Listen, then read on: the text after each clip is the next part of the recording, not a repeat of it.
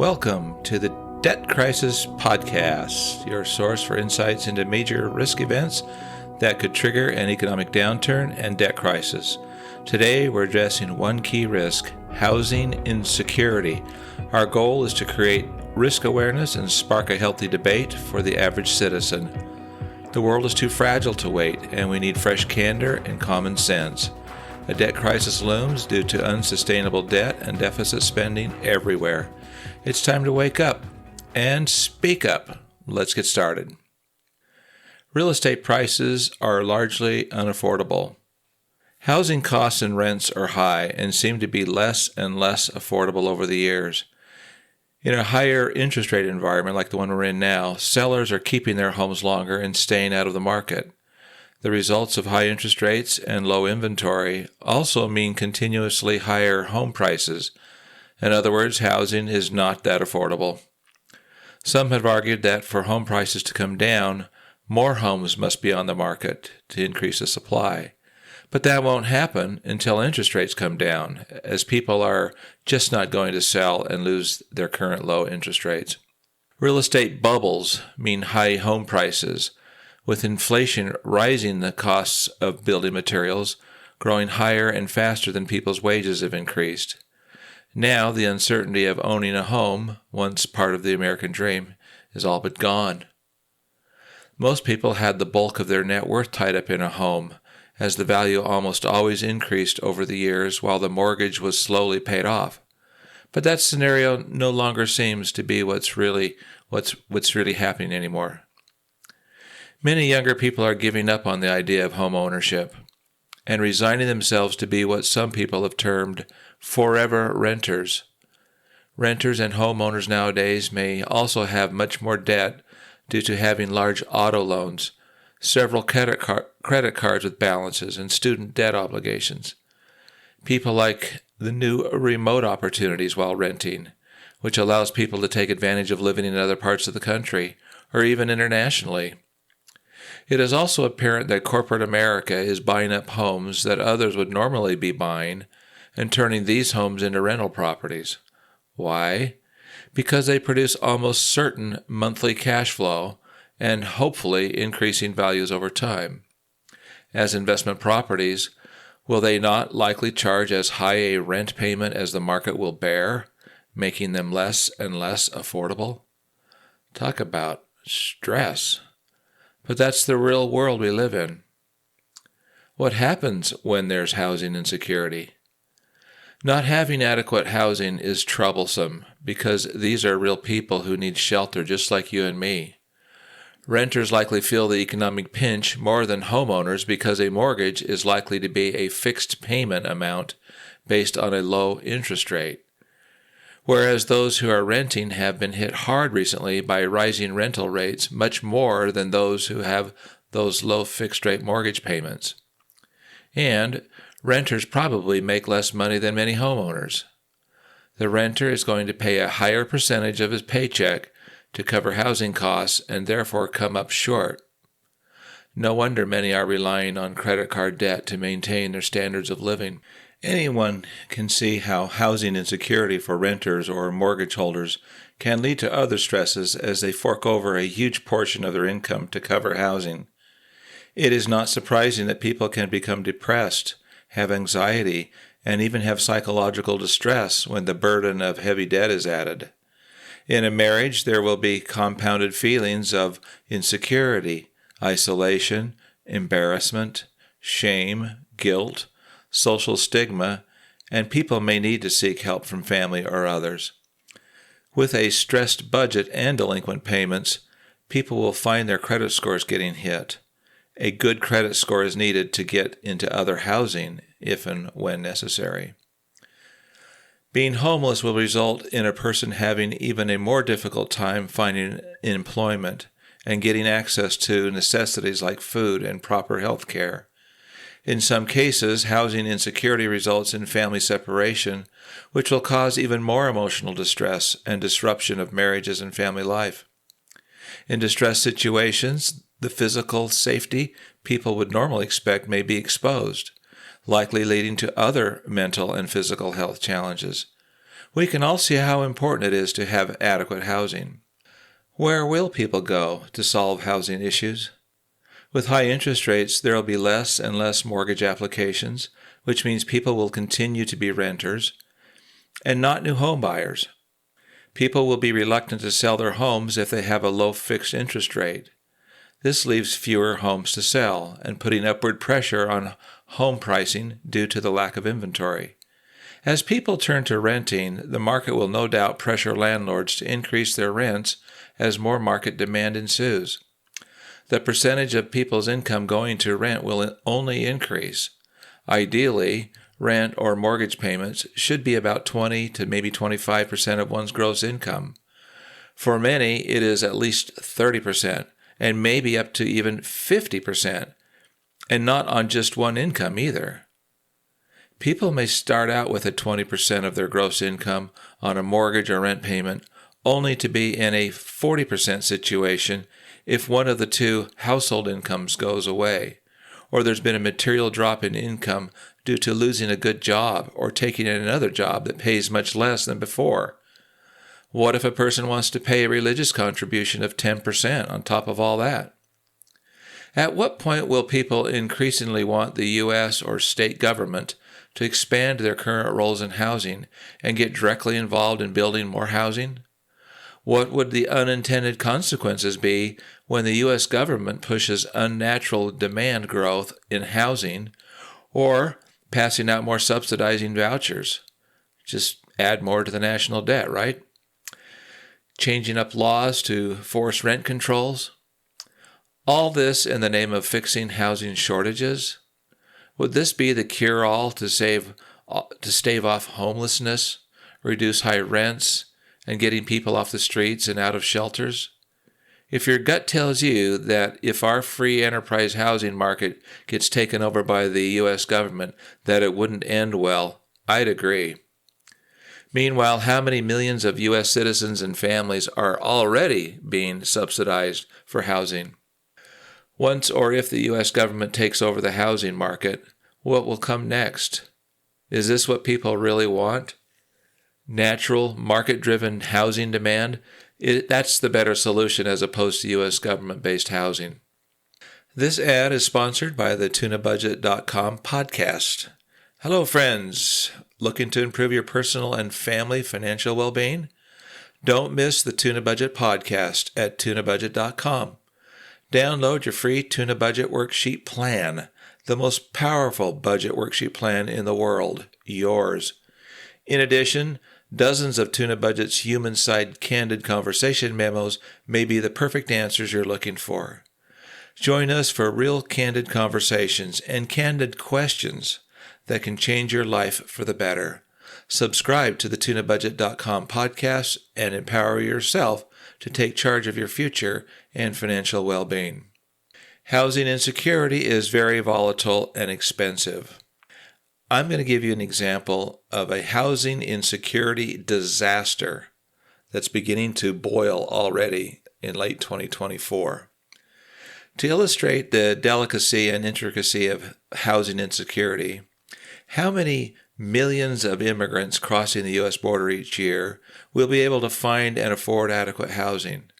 How will the cities and states manage to handle any ensuing chaos by the continuous flood of migrants? Take, for example, the state of Hawaii. Hawaii already has a huge housing insecurity problem as it is.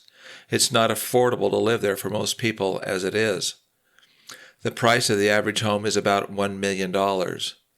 How long would the state of Hawaii's tourism and their economy and the housing industry survive if they had to address and find housing solutions for the unnatural demand, say, of these illegal immigrants, maybe 100,000 of them, just 1% of the 8 to 10 million crossing into the U.S. in the past few years alone?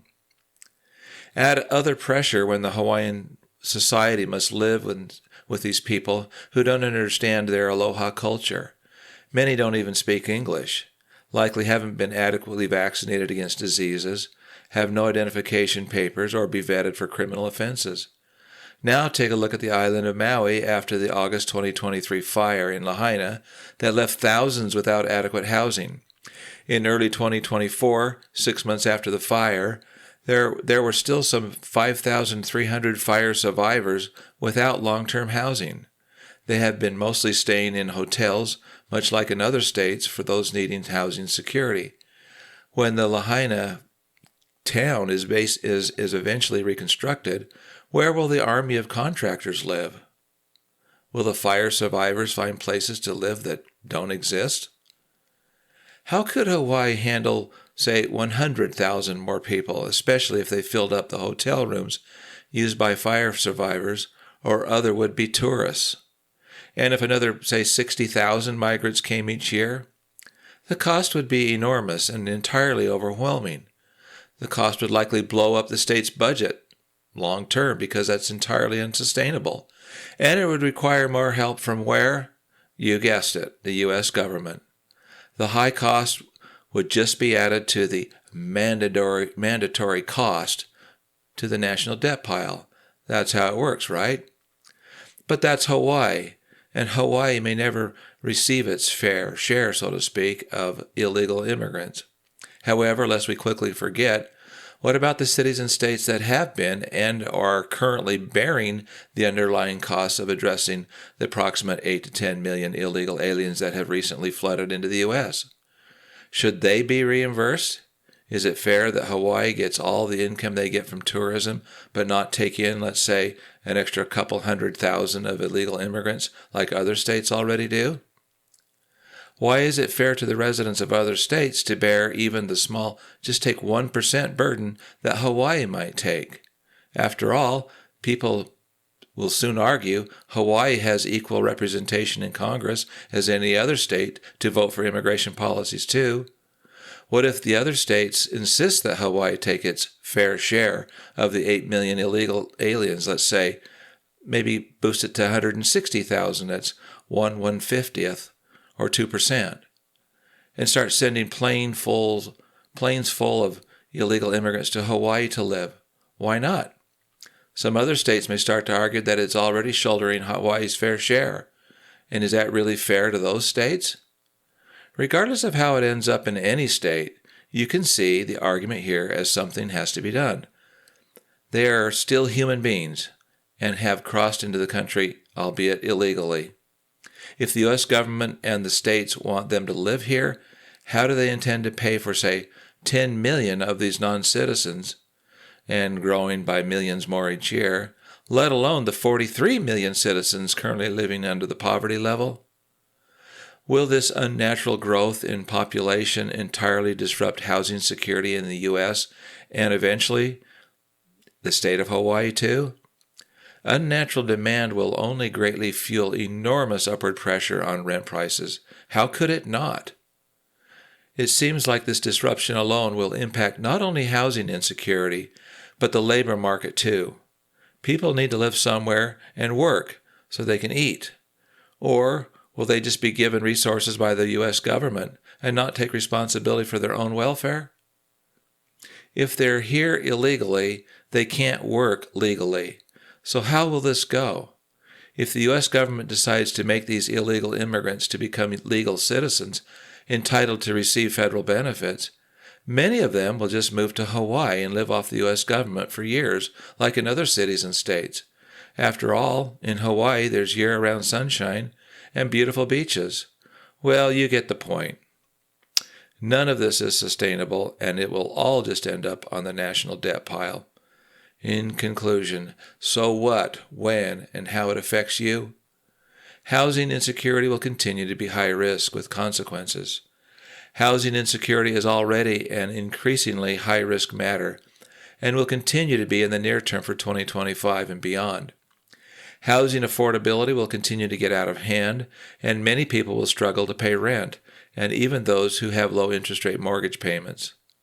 The cost of everything jumped since inflation started ramping up at the COVID-19 pandemic and all of the U.S. government spending.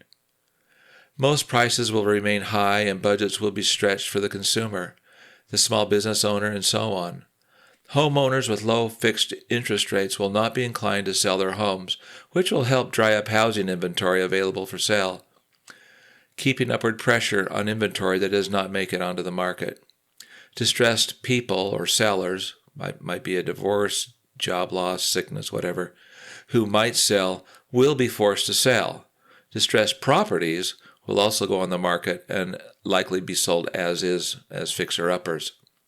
Meanwhile, people will be resigned to becoming long-term renters, with younger generations most willing to rent and work remotely in areas with a lower cost of living. When homes do become available, corporate America will actively buy up the homes and pool them into rental property investments, thus making it harder for others to buy their own first home.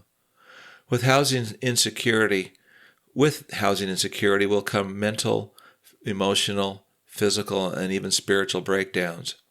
Such measures will often lead to more divorces and the disruption of the family unit. More homelessness will ensue, which will even lead to more issues. Will the U.S. government be the catch-all answer? The fundamentals of housing, say a mortgage or rent payment that equates to about 20 to 25% of one's gross income, is going to be stretched.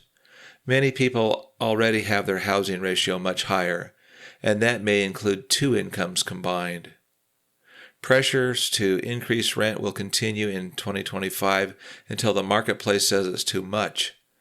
People will demand the U.S. government to step in and help make housing more affordable. There will be more subsidizing vouchers, along with rent controls installed. More low-income housing subsidized by local taxpayers will be funded. The U.S. government may have to step in and help solve the housing crisis already underway to find refuge for some 8 to 10 million illegal aliens who have crossed over into the U.S. in the past few years. Some states are bearing the burden of trying to make accommodations for these people, but are demanding help from the U.S. government. Hawaii will be asked to shoulder its fair share for housing and will help take care of the millions of illegal immigrants. After all, like all the other states, Hawaii receives its fair share of U.S. federal funding through grants, Medicaid, highway funds, disaster assistance, defense spending, and so on. Housing insecurity in the U.S. from lots of forces, illegal immigration being one of them, clearly is not sustainable. Hawaii's economy would fail quickly if it had to shoulder 160,000 new residents. That's 1/50 of the already 8 to 10 million illegal residents now in the U.S. in recent years. It can hardly handle the 6,000 displaced fire survivors from the August 2023 fire in Maui. If Hawaii somehow doesn't take its fair share, some other state will. Everyone will look to good old Uncle Sam to pick up the tab. The deficit spending will all end up on the national debt pile with everything else, right? How could it not? It's happening as we speak. Can you smell a debt crisis yet? Thank you for joining us. Today, we explored housing insecurity, a major risk contributing to the looming debt crisis. We hope to highlight the urgent need for transparency around these risks. We want to hear from you. Submit your own debt crisis memo and share your thoughts at tunabudget.com. If you found today's episode valuable, please subscribe for future podcasts. Your support helps us grow this healthy debate. Until next time, take all necessary precautions. Your financial wellness matters. Thank you.